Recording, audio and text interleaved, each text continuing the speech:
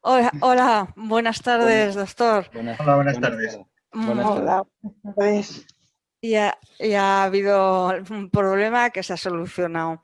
Bueno, Vale, les voy a presentar a Antonio Oliveros, al doctor Oliveros, que es especialista en neurología, trata todos los casos. Es miembro de varios comités de científicos de Internet.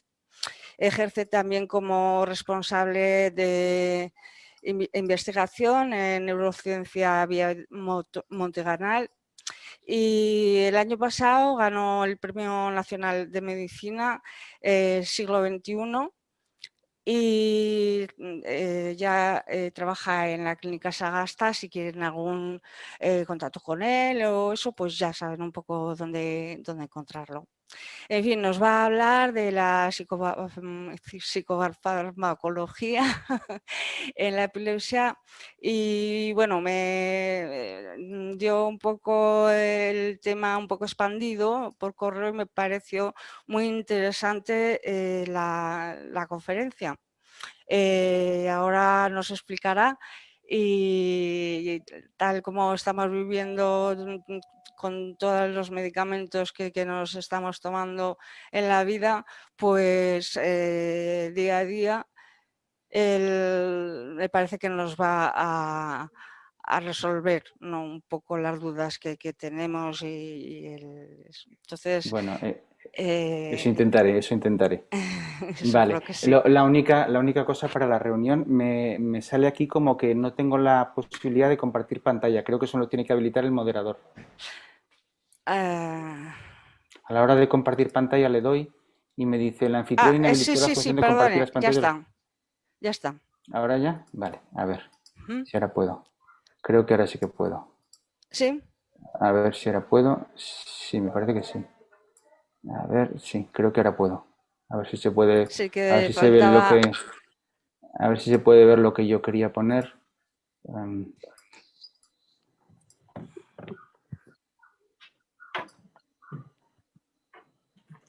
no sé si ahora se ve la pantalla mía. Sí, sí, sí, sí, se ve sí, sí. perfecto. Vale, lo de que pone psicofarmacología en epilepsia, ¿verdad? Ujú. ¿Lo veis? Sí, ¿Es así? Vale, sí. perfecto. Vale, ya me han confirmado que se me ve. Muy bien. Bueno, el motivo de... Un momentito, mándame esto. Manda todos los Antonio, emails, ¿vale? Sí, Antonio, sí, sí, perdón. Sí, ya estoy, ya Antonio estoy está aquí, ya aquí. estoy. ¿Eh? ¿Hola? Antonio está aquí. Sí, Vale. ¿No? El motivo del haber elegido esta charla, aunque pudiera parecer una charla más propia de un psiquiatra que un neurólogo, nace del hecho precisamente de que quizás sea una parte ¿Qué del programa hoy vamos tratamiento allí? de los pacientes con epilepsia. Un momentito, por favor, a ver qué hago una cosa. A Es ver. que dije un Sí, momento. eso es. Un momentito. ¿Eso Disculpa un quieres? momentito.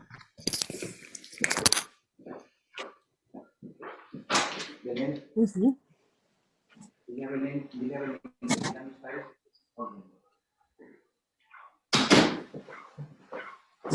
Deberías desactivar el... los Ya estoy, micros. disculpe, un momentito. Nada, ya Los... estoy aquí otra vez.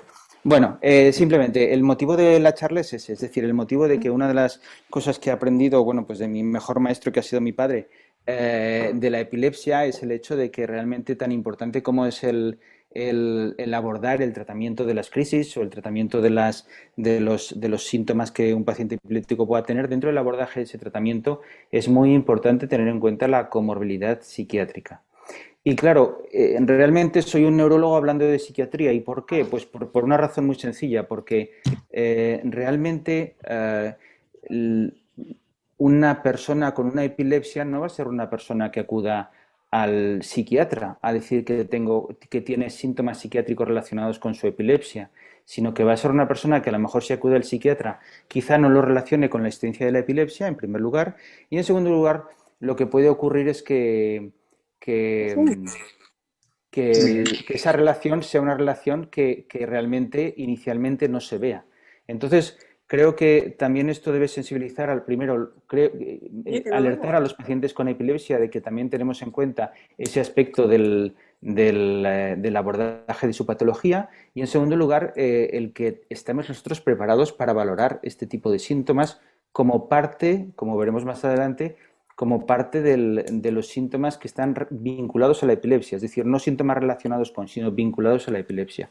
Fundamentalmente voy a dividir mi charla en estos aspectos, dar una pequeña pincelada de introducción y hablar de los cuadros psicofarmacológicos más frecuentes que un neurólogo debe saber identificar en un paciente con epilepsia, incluso debe saber valorar, porque otra cosa que veremos más adelante es que el abordaje, cuanto más precoz, más posibilidades de éxito tiene. Concretamente, bueno, por hacer una pequeña introducción, sabemos que la epilepsia es algo que afecta a muchas personas, estamos hablando de un 1% de la población, incluso con una frecuencia que está creciendo.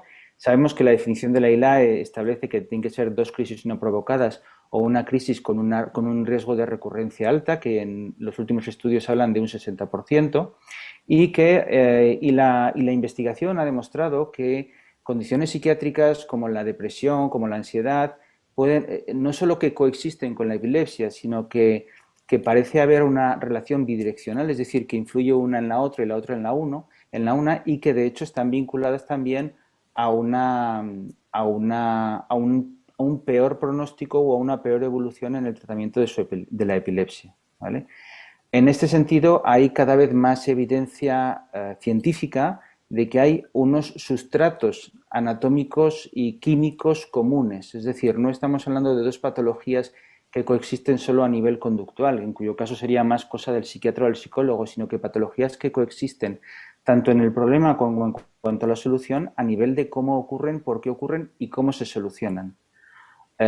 Esto hace que, lógicamente, esa patología en un paciente con epilepsia a veces esté minimizado por el miedo a los síntomas psiquiátricos, por la epileptogénesis que se supone que puede aparecer en pacientes que tengan esos síntomas, e incluso porque se ha planteado que a lo mejor puede haber interacciones entre los tratamientos que se ponen y los tratamientos que se pondrían para el trastorno psiquiátrico que podrían, digamos, empeorar el pronóstico de la epilepsia. Concretamente, sabemos que la epilepsia ya es una enfermedad que se ha vinculado desde las primeras descripciones históricas a síntomas psiquiátricos. No estamos hablando específicamente de eso, pero lo cierto es que ya se habla de síntomas que podrían plantearse como conductuales o como no puramente neurológicos en las primeras descripciones que la epilepsia. La palabra epilambanen, que viene del griego, es una palabra que implica apoderarse, agarrar, y es una de las palabras origen del concepto de epilepsia. Y de hecho a los primeros epilépticos, según que se considerara que estaban poseídos por Dios o estaban poseídos por el diablo, se les consideraba lunáticos o maníacos. De hecho, no sé si saben que bueno, pues no es exactamente este el motivo, pero realmente el Día Internacional de la Epilepsia no es el 8 de febrero, el Día Internacional de la Epilepsia es el segundo lunes de febrero. Esta relación es una relación que tiene que ver con que, como ya he dicho, hay procesos fisiopatológicos comunes, es decir, ocurren cosas que en la depresión o en otros trastornos psiquiátricos que favorecen la aparición de epilepsia, y ocurren cosas en la epilepsia que favorecen la aparición de comorbilidad psiquiátrica. Y por tanto es muy importante conocer cuáles son esos nexos comunes. Hablando inicialmente de la depresión, decir que es una de las comorbilidades psiquiátricas más frecuentes en la epilepsia. Los estudios sitúan la incidencia de depresión en los pacientes epilépticos en torno al 23%, pero hay estudios que hablan de hasta el 50%. Y la existencia de una depresión es un predictor, ya desde estudios clásicos se sabe que es un predictor muy influyente de peor calidad de vida, y además está asociada a menor adherencia al tratamiento, respuesta al tratamiento farmacológico, e incluso hay algún estudio que habla de una peor respuesta al tratamiento quirúrgico. Es un estudio del año 2011. Hay estudios muy amplios hechos con muchos pacientes que vienen a demostrar que estudios epidemiológicos, es decir, estamos hablando de 700, 800 pacientes, por ejemplo, algunos de los que he consultado, que hablan de que la existencia de una patología psiquiátrica previa en un paciente que desarrolla una epilepsia, sobre todo si esa patología es inadecuadamente tratada, prácticamente dobla el riesgo de que esa epilepsia sea de difícil control. hay muchos estudios que vienen a decir que si hay, digamos, que habla de predictores de que puede haber un riesgo de depresión en pacientes con epilepsia. Se ha hablado de que hay factores relacionados puramente con la propia existencia de la epilepsia, con la localización de la epilepsia, con la duración, con la historia familiar. Hay muchos factores que parece que influyen en que una depresión sea, digamos, de peor pronóstico en un paciente con epilepsia. Y esos también han sido estudiados digamos, estudiados desde un punto de vista científico y se ha visto, por tanto, que hay una, digamos, una vinculación, llamémosle doble o bidireccional, de la epilepsia sobre la depresión y la depresión sobre la epilepsia. Incluso hay estudios más, digamos, más precisos, por ejemplo, estudios caso control, estudios en los que directamente se han conocido los pacientes, comparándolos directamente entre ellos, demostrando que el riesgo de desarrollo de epilepsia en los pacientes con depresión es, según los estudios, lo han situado entre 2 y 7 veces mayor. ¿Por qué? Pues, curiosamente, hay algunas alteraciones que se han planteado como vinculadas al hecho de tener una depresión que, sin embargo, se ha visto que también están vinculadas al hecho de que aparezca una epilepsia o de que esa epilepsia se desarrolle, digamos, de una manera más negativa. Por ejemplo, se ha demostrado que en los pacientes con depresión se produce una reducción volumétrica del hipocampo. El hipocampo, como saben, es una de las zonas más críticas desde el punto de vista de la epilepsia. Es decir, muchas epilepsias que tienen muchos pacientes son epilepsias del lóbulo temporal. El hipocampo está en el lóbulo temporal. Es decir, epilepsias, se considera que esa es una zona en la que cuando se produce una pequeña alteración, pues es una zona muy epileptógena y es una zona muy vinculada a la depresión, es una zona muy vinculada a la epilepsia y también es una zona muy vinculada a otros tipos de trastornos, sobre todo trastornos que implican a la memoria. También se ha visto, por ejemplo, en los pacientes con depresión que se produce un incremento del tamaño de otras estructuras, como por ejemplo la amígdala. Y ese incremento del tamaño amigdalar parece ser que también influye en el posible desarrollo de una epilepsia. Se sabe que en los pacientes con depresión puede haber alteración en algunos neurotransmisores, como por ejemplo en la serotonina y la noradrenalina. Y se sabe que una alteración en el metabolismo, sobre todo de la serotonina, puede favorecer la aparición de crisis epilépticas. Por ejemplo, una de las cosas que se han planteado en relación con el desarrollo de la epilepsia es que en los pacientes con depresión se produce frecuentemente una hiperactividad de eso que pone ahí, eje hipotálamo hipofisario suprarrenal, es decir, el eje que conecta el hipotálamo con la hipófisis y las suprarrenales. Eso conduce a la alteración de una serie de neurotransmisores y esa alteración produce o puede producir cuadros, sobre todo, de alteración de la función corticosuprarrenal y de la activación de moléculas proinflamatorias que pueden favorecer la aparición de crisis. Y, de hecho, hay algunos estudios que vienen a decir que, sobre todo en los pacientes con depresión, pero no solo en los pacientes con depresión, el uso de fármacos inhibidores selectivos de la recaptación de la serotonina puede incluso reducir la frecuencia de crisis. Es decir, ya estamos hablando de fármacos que clásicamente serían fármacos que utilizaríamos como antidepresivos, que parece que tienen un efecto beneficioso en las crisis. Y por mencionar otros neurotransmisores, también hay estudios relativamente recientes, pero ya clásicos, que han demostrado que otros fármacos que actúan sobre neurotransmisores que mencioné ahí, como el GABA o el glutamato, que por ejemplo se utilizan mucho en los trastornos bipolares, son fármacos, y de hecho algunos fármacos antiepilépticos que utilizamos a día de hoy son fármacos que precisamente actúan sobre esos dos neurotransmisores, que también tienen una importancia clave en el tratamiento de la depresión. En cuanto todos conocemos un poco lo que son los criterios diagnósticos de lo que sería un cuadro depresivo, de los trastornos depresivos. Lo importante a tener en cuenta es que realmente a la hora de conocer la depresión que se produce en un paciente con epilepsia es muy importante también tener en cuenta en el contexto que nos estamos moviendo. Es decir, una de las cosas que se sabe es que realmente independientemente de la clasificación de los criterios reconocidos, los criterios clínicos del diagnóstico de depresión, que son los que ahí pongo los criterios de DSM-5, que son los actualmente operativos, sí que se sabe que hay algunos peculiaridades en cuanto a la depresión producida en el contexto de una epilepsia. Y en ese sentido se ha visto que esas peculiaridades tienen mucho que ver con el momento en el que aparece la depresión. Entonces se clasifican los trastornos depresivos en trastornos que son de tipo preictal, ictal, posictal o interictal. Es decir, trastornos que pudieran estar relacionados con que aparezcan como anuncio o previamente a la aparición de una crisis, en el contexto de una crisis, posteriormente a la aparición de la crisis o relacionados con la epilepsia, pero no relacionados con la aparición de una crisis. Concretamente, los síntomas que puedan aparecer en una situación, digamos, preictal, paraictal o posictal son síntomas que realmente estarán muy vinculados a la crisis, pero en algunos casos esos síntomas no están tan vinculados o incluso podrían estar vinculados a la mejoría en la patología epiléptica. Ahí pongo un concepto que es el de normalización forzada.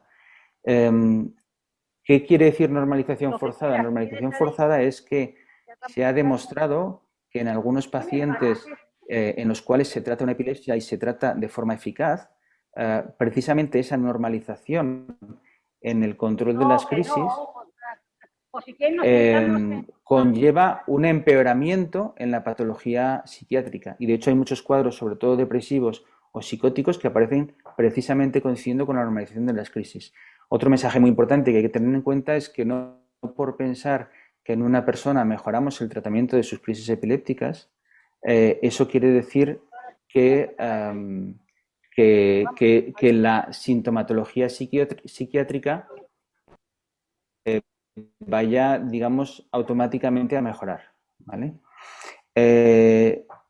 Los síntomas, de hecho, de la patología psiquiátrica vinculada a una epilepsia no están para nada vinculados a los cambios electrocefalográficos, es decir, que realmente no tienen nada que ver con el desarrollo del electro. Puede un paciente mejorar, un paciente mejor eléctrico, y sin embargo presentar cambios clínicos que tengan que ver con la aparición de este cuadro depresivo.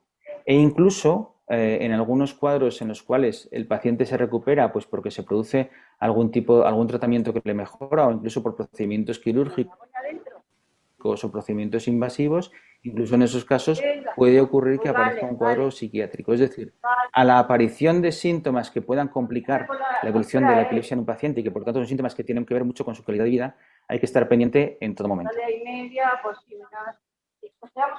¿Y cómo vamos a estar pendientes? Bueno, pues una de las cosas que uno se plantea es decir, vale, muy bien, he aprendido la lección de que en un paciente epiléptico debo tener en cuenta como parte del abordaje su calidad de vida, saber si, por ejemplo, tiene una depresión. Perfecto. ¿Cómo? Bueno, pues esta es una diapositiva simplemente para ilustrar que existen muchos cuestionarios, son cuestionarios perfectamente validados, la mayoría de los que presento aquí son cuestionarios traducidos y validados, con una utilidad más que demostrada y algunos de los cuales incluso son de administración muy rápida, que permiten identificar la presencia de problemas depresivos en un paciente con epilepsia con una sensibilidad y especificidad muy alta. En una revisión que incluyó estos cuestionarios, sobre todo los cuestionarios más frecuentemente utilizados, los que más con un asterisco, fundamentalmente el primero de ellos, son los que más frecuentemente se utilizan, se vio que una revisión reciente, hecha en el año 2017, permitió demostrar que estamos hablando de cuestionarios que pueden ayudarnos a encontrar la presencia de un cuadro depresivo en un paciente con epilepsia, un cuadro depresivo vinculado a la epilepsia en estos pacientes con una sensibilidad del 80,5% y con una especificidad del 86%, lo cual estamos hablando de que para un procedimiento que es, digamos, un test, por decirlo de alguna manera, es una sensibilidad y especificidad muy altas. Por tanto, teniendo en cuenta la importancia que pueden tener, lo determinantes que pueden ser en el abordaje de la epilepsia en su conjunto, lo importantes que pueden ser en la calidad de vida y que son aplicables, que están estandarizados, que están disponibles y que tienen una alta sensibilidad y especificidad, se considera que son cuestionarios que dentro de lo que nos podamos permitir deben ser tenidos en cuenta como parte del abordaje de un paciente. Otro aspecto a tener en cuenta y otro aspecto que preocupa mucho a los pacientes es, bien, y cuando lleven tratamiento antiepiléptico, si yo comienzo a tener una depresión o comienzo a tener un cuadro depresivo, ¿hasta qué punto ese cuadro depresivo está vinculado al tratamiento o está vinculado a la epilepsia? Sabemos que los fármacos que utilizamos en el tratamiento de la epilepsia actúan por diferentes mecanismos de acción. Y esos mecanismos de acción implican diferente posibilidad de efectos secundarios.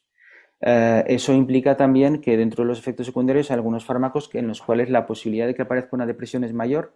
Ahí se ponen fundamentalmente que son los barbitúricos, la vigabatrina, el topiramato y la zonisamida. Se han establecido como que parece que son los de riesgo más frecuente, y quizás fármacos como la carbamazepina, la gabapentina o la motrigina podrían ser los fármacos que tienen menos riesgo de producir una depresión vinculada al tratamiento.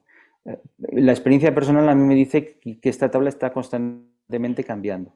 De hecho, bueno, pues algunos de los estudios algunos estudios más extensos que vienen a hablar del riesgo de que estos fármacos produzcan depresión son estudios pues que algunos de ellos tienen, pues por ejemplo, un estudio más extenso es un estudio del año 2009, otro es otro estudio del año 2013, con lo cual yo creo que estas cosas deben ir cambiando, pero por lo menos que sirva de orientación que hay algunos fármacos con más riesgo de producir depresión, otros con menos riesgo, y que eso está muy vinculado al mecanismo de acción del fármaco, y por tanto que debemos tener muy presente el perfil del paciente, no solo el perfil del tipo de epilepsia que tiene el paciente, sino también el perfil del paciente a la hora de plantearnos utilizar uno u otro fármaco.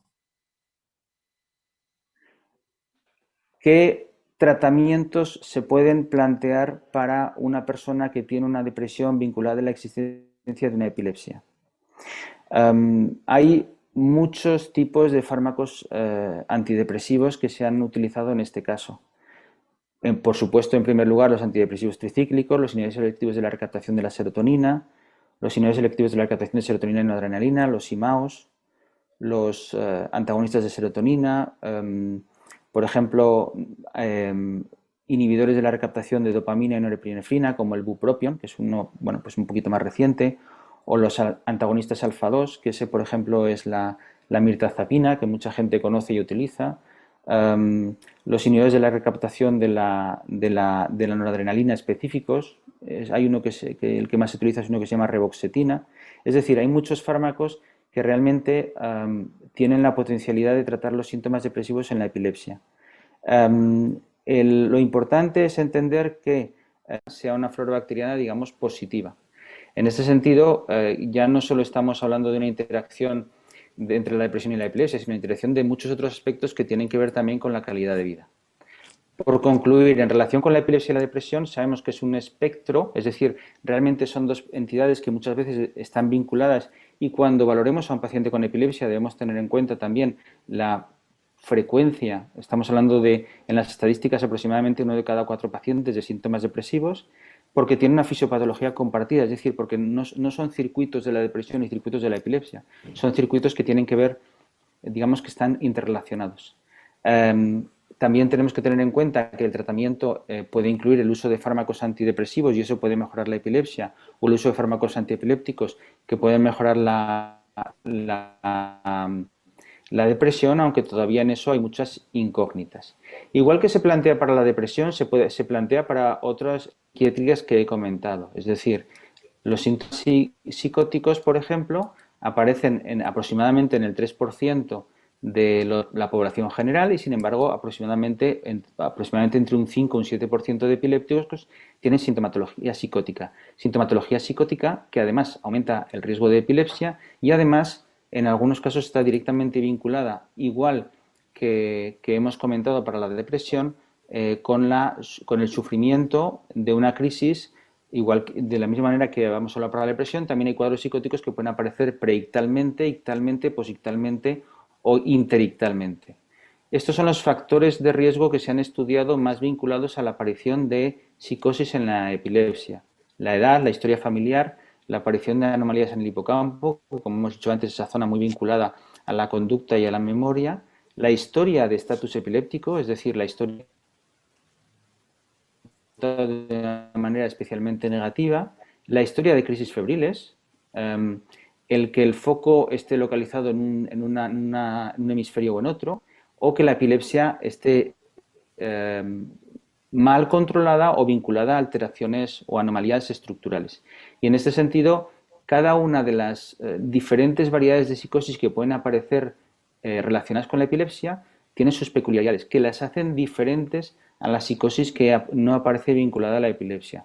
Peculiaridades que no voy a entrar en ella, pero es importante conocer y es importante evaluar.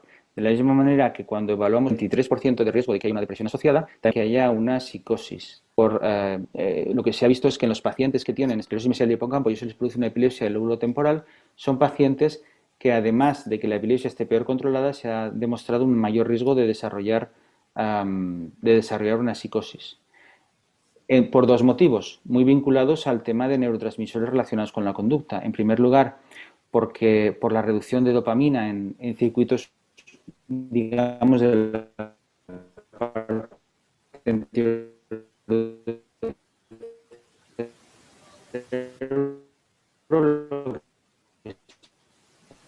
la zona prefrontal, y también por la existencia de con la alteración de esos neurotransmisores.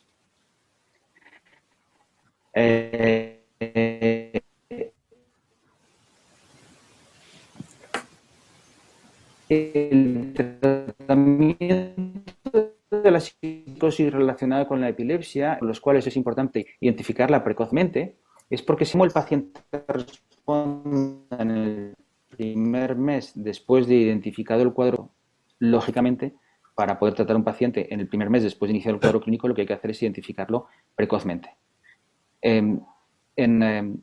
También ocurre que hay algunos fármacos antiepilépticos que se han demostrado que puedan ser inductores de la aparición de la psicosis, igual que hay otros que pueden ser protectores.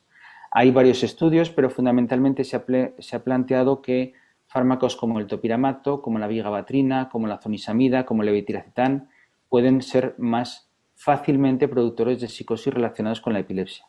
Lo que se ha visto también es que dentro de ellos, incluso algunos fármacos que podrían parecer como más inocuos a nivel metabólico en los pacientes con epilepsia, pueden ser algunos de los fármacos que desde el punto de vista psicológico puedan ser algo más negativos. De hecho, recientemente se han publicado varios estudios sobre un fármaco que mucha gente utiliza, que es el levetiracetam, y se ha planteado que realmente el porcentaje o el riesgo de psicosis en pacientes epilépticos tomando levetiracetam es uno de los más altos comparados con los fármacos que antes he mencionado. Lógicamente, el hecho de que haya una patología previa también es un factor de riesgo para desarrollar esta psicosis, y de hecho otra de las cosas que se plantea es que, sobre todo en los pacientes que vayan a ser intervenidos de cirugía de epilepsia, pero realmente en todos los pacientes, parte de la decisión a la hora de qué tratamiento utilizar debe estar vinculada a saber si existe patología psicótica previa. Y por último, voy a mencionar otro aspecto que yo creo que a los pacientes también preocupa mucho, además de la depresión, no tanto la psicosis, que es el tema de la ansiedad. Porque también el riesgo de ansiedad en pacientes con epilepsia es muy alto y además muy frecuentemente coexisten con la depresión. Hay, como en el caso de la depresión, varias escalas que demuestran que la presencia de ansiedad afecta a la calidad de vida. Algunas de las escalas es de diseño y uso propio. Y la fisiopatología está muy vinculada, o sea, el por qué se produce está muy vinculada precisamente también a fallos en estructuras que ya he mencionado, como por ejemplo es la amígdala, que ya he mencionado anteriormente, otras estructuras que tienen mucho que ver con la ansiedad, pero también con el desarrollo de crisis epilépticas.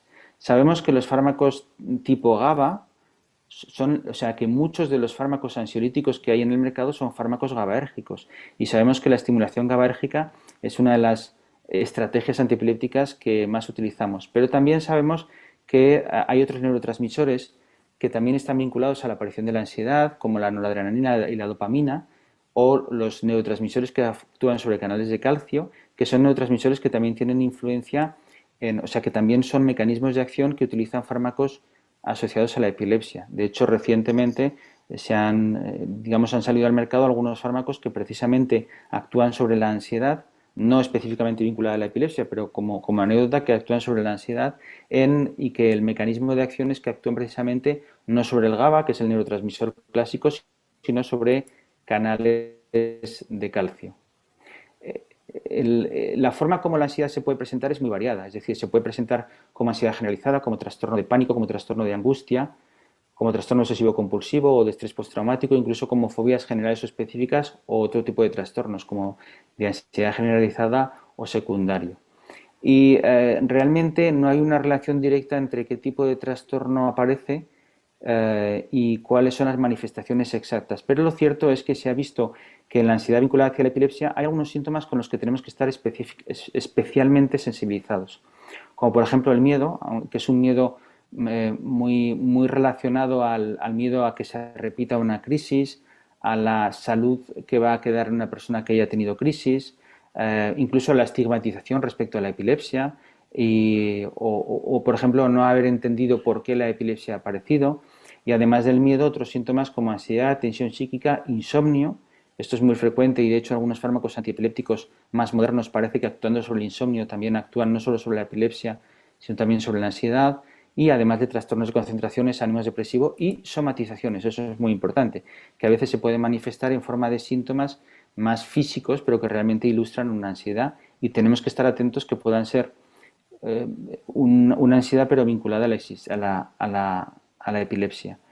Es muy importante entender también que la ansiedad es una ansiedad que pueda estar vinculada como aparición previa, como aparición durante la crisis o como aparición posterior a una crisis y que realmente puede aparecer en cualquiera de estos patrones temporales en relación con la crisis y puede aparecer en cualquier momento y con muchas manifestaciones. Es decir, digamos que el hecho de que la ansiedad aparezca en uno u otro momento no implica que la ansiedad se manifieste en forma de un trastorno de pánico, un trastorno de angustia o una ansiedad generalizada, sino que realmente cualquiera de estos puede aparecer en cualquier momento y por tanto debemos estar familiarizados con los síntomas característicos de uno u otro para identificarlos.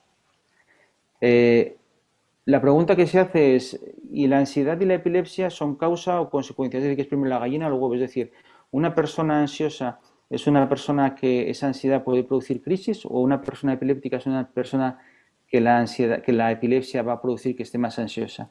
Bueno, pues ya desde los años 80 había estudios que habían vinculado esto, que habían vinculado que realmente la ansiedad estaba muy presente en los pacientes con epilepsia, aunque no venían a esclarecer, digamos, qué venía primero. Pero los estudios electroencefalográficos en pacientes epilépticos que desarrollan ansiedad han visto que realmente la actividad eléctrica cerebral en algunos de estos pacientes realmente se modifica de manera significativa. Es decir, que realmente la presencia de esta ansiedad puede producir, digamos, una verdadera activación cerebral o una verdadera activación neuroquímica en la que participan fundamentalmente neurotransmisores vinculados al hipotálamo, la hipófisis o la glándula suprarrenal, como por ejemplo son el cortisol. Esto quiere decir que la ansiedad está muy íntimamente relacionada con el sufrir las crisis, que puede producir o puede desencadenar las crisis, y eso se ha demostrado electroencefalográficamente, y por tanto que es importante utilizar herramientas de screening específicas para detectar la ansiedad en los pacientes con epilepsia, igual que la hemos planteado en otras patologías. De ellas, estas son las herramientas más conocidas. Fundamentalmente es la última, la que por su facilidad de aplicación es una de las que más están utilizando en los últimos estudios y realmente permiten detectar esa ansiedad vinculada a la epilepsia con un rango de sensibilidad y especificidad muy alto.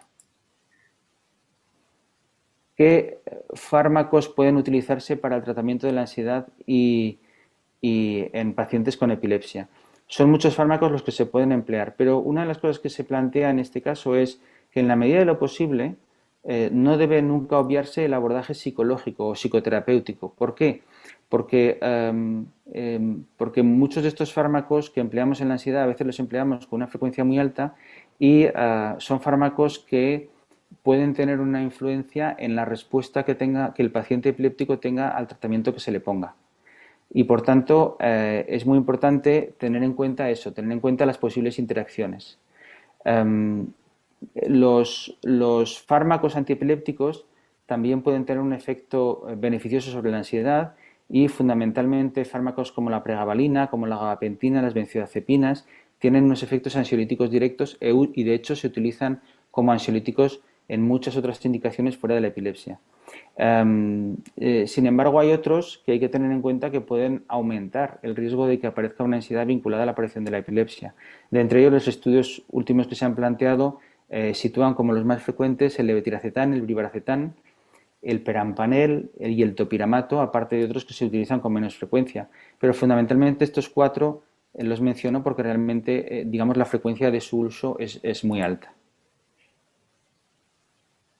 Por tanto, estamos hablando de una patología muy frecuente, es una patología que está muy vinculada a la aparición de crisis, incluso como factor que empeora la respuesta a las crisis, que es diferente de la ansiedad no relacionada con la epilepsia, que coexiste muy frecuentemente con la depresión, que puede inducir crisis y que las crisis pueden inducir ansiedad y en las que hay que evitar fármacos ansiógenos y la terapia psicológica de la terapia cognitivo-conductual es muy importante. En este sentido, simplemente esta tabla, que es muy larga, para entender que realmente hay que tener muy presente los efectos negativos y positivos desde un punto de vista psicológico de los diferentes fármacos que utilizamos como antiepilépticos. Porque realmente son fármacos que pueden estar complicándonos el tratamiento de otro tipo de síntomas no específicamente relacionados con la frecuencia o la intensidad de las crisis y también porque realmente estos fármacos nos pueden ayudar en el tratamiento de otras comorbilidades asociadas a la epilepsia, como por ejemplo la ansiedad o específicamente la ansiedad por lo frecuente que es. Y por último, mencionar que en relación con, sobre todo en niños, se ha visto que la frecuencia de trastorno por déficit de atención y hiperactividad es muy frecuente en el caso de la epilepsia. Hay un componente genético, parece que es más frecuente en varones, parece muy relacionado no con el tipo de epilepsia que se tenga, sino con el control de las crisis, suele asociar con ansiedad o otros trastornos del aprendizaje y simplemente aquí pongo el dato de que realmente, según los estudios, se habla de un 20 a un 50% de ese problema o de problemas asociados sobre todo en niños con epilepsia, pero también en adultos, es decir, también aparecen en adultos disfunciones en patrones relacionados con la atención, la concentración y este tipo de capacidades, frente a ese 6% que se atribuye que tiene el TDAH en los niños no epilépticos en la población general. En este sentido, simplemente lo quería mencionar por dos aspectos. Primero, ¿existe más riesgo de TDAH con fármacos antiepilépticos? Pues aparentemente el riesgo de TDAH con fármacos antiepilépticos en general no es mayor porque está más vinculado no tanto al fármaco utilizado como tanto al control de las crisis. ¿Existe más riesgo de epilepsia con algunos fármacos que se utilizan en TDAH? Pues aquí es muy importante y específicamente la mayoría de los estudios se han hecho con el metilfenidato, que en sus diversas formas, en sus diversas marcas comerciales es el fármaco más utilizado en TDAH. Y muchas veces se plantea que los niños con TDAH no tomen fármacos como el metilfenidato si tienen una epilepsia. Bueno, pues los estudios más recientes han venido a demostrar que en niños o en adultos con una epilepsia controlada, es decir, en los que desde un punto de vista clínico y electroencefalográfico la epilepsia se considere que está controlada, aunque sigan el tratamiento, realmente se puede utilizar fármacos psicoestimulantes como el metilfenidato. Es decir, que realmente no debemos renunciar a mejorar el TDAH en los niños si hemos podido controlar la epilepsia, si ese niño es epiléptico, pues no debemos renunciar a controlarlo, a controlar también el problema de aprendizaje o el problema de atención e hiperactividad con fármacos específicos si realmente la epilepsia está controlada. Por tanto, por concluir, la calidad de vida implica también aspectos psicológicos y psiquiátricos en los pacientes con epilepsia. Muchas veces en los tratados de epilepsia o en los tratados en los que en los, digamos, libros divulgativos se habla de la influencia que los fármacos tienen en la epilepsia, se habla de calidad de vida, se habla de aspectos legales, se habla de aspectos burocráticos, pero se habla muy poco de que realmente también hay un aspecto psiquiátrico que el neurólogo debe tener presente porque es muy frecuente en los pacientes epilépticos y porque además los trastornos condicionan una peor evolución, una peor respuesta, condicionan la aparición de otros síntomas más allá incluso de lo psiquiátrico y porque además hay una relación bidireccional, no solo a nivel de síntomas, sino también a nivel de, digamos, de redes neuronales entre lo que ocurre en un cuadro depresivo y lo que ocurre en una persona con epilepsia. Porque hay una alteración de la transmisión, de la neurotransmisión, del equilibrio neuroquímico, una alteración hormonal, incluso situaciones que se podrían considerar como de proinflamatorias, como por ejemplo lo que he mencionado de la microbiota intestinal, también tienen influencia en la respuesta a las crisis. Hay que entender estos síntomas o esta comorbilidad psiquiátrica asociada a la epilepsia porque realmente el patrón de presentación no es exactamente el que tendría un paciente que no fuera epiléptico, por tanto no es solo labor del psiquiatra, también es nuestra labor y porque además de alguna manera los pacientes epilépticos son pacientes que vayamos a valorar fundamentalmente el neurólogo. Y en este sentido lo que se está planteando en el abordaje de los pacientes epilépticos que además tienen otra comorbilidad que afecta, digamos, al cerebro, como puede ser la aparición de comorbilidad psiquiátrica o de otro tipo de problemas de tipo cognitivo, por ejemplo, es ya empezar a hablar en términos de circuitopatías. Es decir, hasta ahora se hablaba de canalopatías para hablar de que en la epilepsia había algunos canales que estaban alterados, calcio, sodio, y eso implicaba la aparición de crisis por una hiperactivación excesiva de una red neuronal, pero se amplía el término a circuitopatías para entender que no solo debemos, digamos, ver la aparición de crisis como un hecho aislado del resto de cosas que ocurren en el cerebro. Y como un ejemplo de circuitopatías está la cada vez más la creciente frecuencia de publicaciones que relacionan, igual que en otras patologías neurológicas, el hecho de alteraciones en la microbiota y patología epiléptica o peor respuesta de las personas con epilepsia al tratamiento. Y por tanto, como conclusiones, un poco para llevarse a casa, dos, digamos, para mencionar específicamente. Lo primero, que las enfermedades psiquiátricas en pacientes con epilepsia son complejas, son de origen multifactorial y hay una evidencia creciente de que estas condiciones son parte de un desorden de circuitos, como acabo de mencionar, un desorden de redes neuronales, y que por tanto estamos hablando de un enfoque multidisciplinario. Estamos hablando de que realmente el límite entre los síntomas que aborda un neurólogo, los que aborda un psiquiatra, son cada vez más difusos porque realmente hay muchos síntomas que podrían parecer psiquiátricos, que realmente debajo de los cuales hay un sustrato neurológico, incluso síntomas psiquiátricos que aparecen en pacientes neurológicos son síntomas debajo de los cuales hay una patología neurológica. Indudablemente lo que también he querido plantear con esta charla es que existen herramientas para conocerlo, que esas herramientas son de fácil aplicación, que lo primero pasa por una sensibilización, o sea, un conocimiento del paciente con epilepsia de que realmente esto también hay que tenerlo muy en cuenta y muy presente como parte de su tratamiento, una sensibilización del especialista de que esto también es parte de conocer exactamente de forma global cuál es la enfermedad que tiene un paciente con epilepsia. E indudablemente soy consciente de que bueno, pues en la situación en la que estamos, con la presión asistencial, con otra pandemia que le ha quitado protagonismo al resto de enfermedades, pues a veces no es fácil conseguir esto, pero precisamente por eso, como parte de la charla, es por lo que he introducido, digamos, el ejemplo de herramientas que son muy fáciles de utilizar, muy directas y con una sensibilidad y especificidad alta para detectar este tipo de síntomas. Muchas gracias.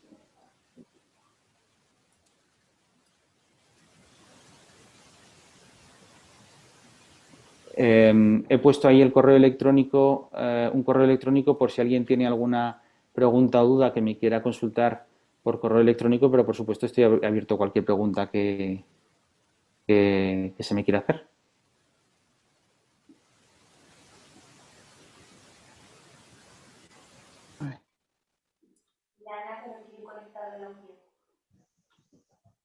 Ana, me dicen a mí aquí que te diga que no tienes conectado el audio.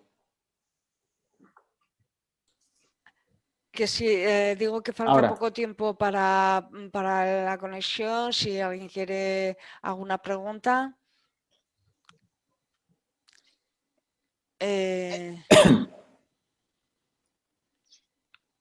Están con el... Yo querría preguntarte, Sí. los cambios de humor que producen las medicaciones, porque a mí como me han cambiado tanto de medicación, mucha medicación me producen cambios de humor. ¿Eso Claro. entraría en tipos de ansiedad o no? Exacto. Es decir, esos cambios de humor son una de las cosas que he comentado tanto en el caso de la depresión como en el caso de la ansiedad, fundamentalmente, es el hecho de que algunos fármacos pueden tener como efecto secundario el producir depresión o el producir ansiedad. Y esa depresión y esa ansiedad no es solo una depresión porque le altere a uno psicológicamente, sino también porque puede alterar, digamos, neuroquímicamente o pensando en el cerebro como un conjunto de circuitos. Y por tanto, eso forma parte de lo que debe abordarse cuando a un paciente con epilepsia se le valore, porque esos cambios de humor también están vinculados a que la respuesta a la medicación pueda ser mejor o peor. Es decir, un fármaco que a una persona le controle las crisis pero le ponga nervioso puede al final acabar no controlando tan bien las crisis.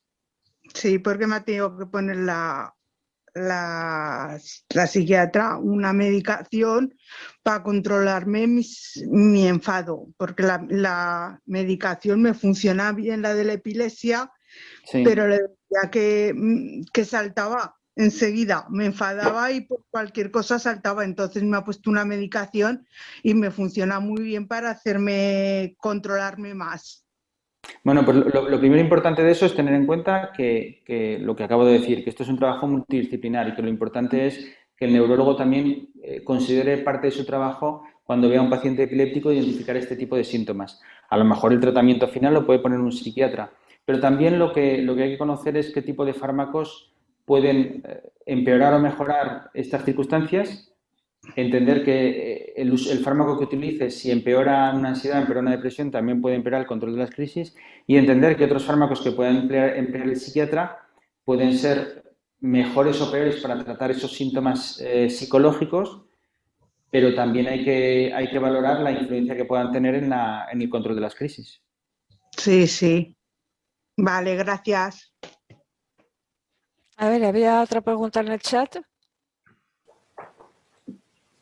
En el chat tienes una consulta.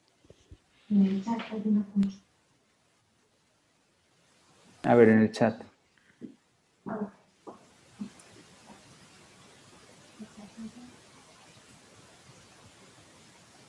A ver. Ah, sí, en el chat aquí veo una consulta. A ver, la voy a leer la pregunta y así la intento contestar. Hola, yo tomo perampanel por la noche y me lo recetaron porque mis crisis son nocturnas y me ayudaría a dormir. Pero ahora me surge una duda de que puede aumentar la ansiedad. Bueno, lo que yo he querido decir es que hay algunos fármacos que se utilizan para la epilepsia que están más vinculados a la aparición de la ansiedad. Es decir, que el porcentaje de personas tomando esos fármacos en los cuales el fármaco produce ansiedad es mayor. Pero, por ejemplo, en el caso del perampanel es uno de ellos, pero digamos, el porcentaje de casos en los cuales produce ansiedad no es un porcentaje alto. Entonces, simplemente lo que manifiesto al mencionar esos fármacos es fármacos con los que hay que estar más atento para identificar uno de esos síntomas. No quiere decir que por tomarlo vaya a ocurrir ese síntoma. ¿Vale?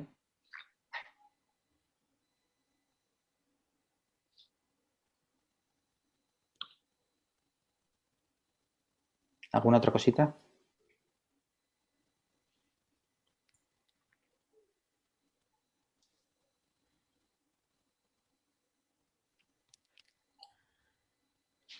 A ver, una cosa que todavía, o sea, no la tengo muy clara. ¿Estas depresiones vienen por alguna causa o vienen un poco sin causa? O sea, No. Estas depresiones lo que hay que entender es que el perfil de los síntomas depresivos vinculados a la epilepsia es un perfil que permite identificarlo como depresión, pero tiene algunas peculiaridades porque hay algunas peculiaridades en cuanto a cómo se altera el cerebro en estos pacientes o en una persona con epilepsia. Es decir, la presencia de crisis, la medicación que uno toma, tienen influencia en la posible alteración de algunos circuitos. De hecho, se plantea a la hora de hablar de circuitos en que se produce una cierta como remodelación de determinados circuitos del cerebro.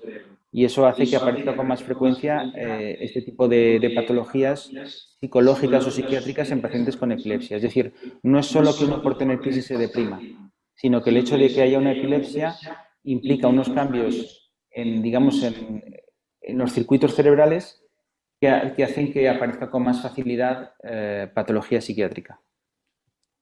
Gracias. Doctor, Sí. yo pregunto por la asociación. Bueno, yo tengo pérdida de memoria Sí. y mi pérdida de memoria, bueno, yo tengo Aprovecho para decir que creo que queda menos de un minuto. Si tenéis alguna duda podéis preguntarme por el correo, pero siga. Yo tengo el lóbulo temporal, lo que dices tú, y Sí. también lo tengo dañado y por eso tengo la pérdida de memoria. Pero Sí. me choca mucho que toda la gente, que todos los de la asociación, muchos tenemos pérdida de memoria y no creo que todos seamos por lo mismo. ¿Es por la epilepsia o por la medicación? Puede ser por las dos cosas, pero concretamente en el caso de la epilepsia del lóbulo temporal, es que en el lóbulo temporal es donde se guarda la memoria. Vale. Gracias. A usted.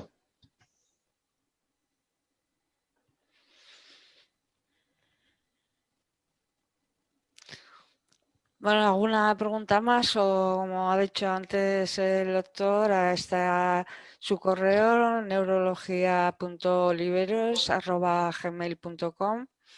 Entonces, si queréis hacerle alguna pregunta o alguna duda que tengáis, él se Yo estaré ha encantado. ofrecido gustosamente. Hay que darle las gracias por esta conferencia, que la verdad he visto cosas bastante interesantes, casi todas o todas, ¿no? Y ya, en fin, ya se mostró en una conferencia que vino de asistente, ya se ofreció y dice, si necesitáis algo, yo me ofrezco. Entonces, pues la verdad es que le estoy muy agradecida y esta conferencia pues nos ha servido para entender la depresión, la ansiedad,